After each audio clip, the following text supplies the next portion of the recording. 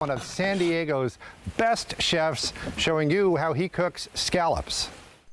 So with scallops, this recipe right here, you can use any type of fish. You don't have to use scallops if you don't like it. You can use grouper, halibut, salmon.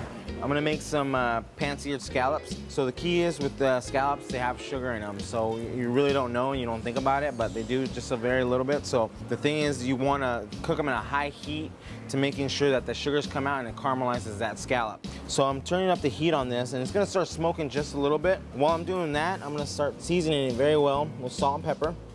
That's the key. The salt is gonna leach out all the juices out of the scallop, and it's gonna make sure that's down here on the pan. I'm gonna get the scallop and you're gonna hear a sizzle.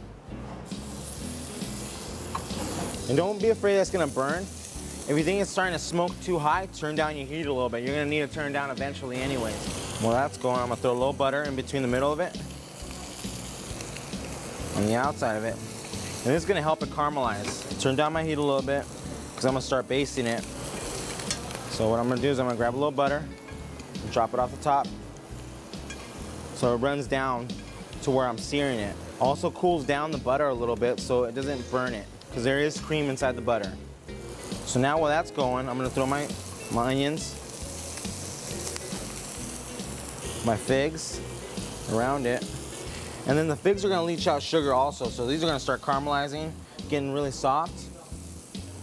This is the color you want when you cook your scallops. A beautiful golden brown on top. And see, all the flavors are starting to come out now. I'm gonna add some butter on top. Butter is always good. Don't be afraid of the butter. It's gonna be our nice sauce at the very end. And you don't wanna overcook them, so you want about maybe 2 minutes on each side, 2.5, depending on the size. A little bit of the butter on top. Some of the onions.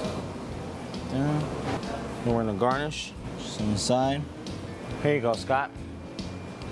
It doesn't take a great chef to make a good dish. It takes a lot of love and a lot of heart to making sure that you cook it right.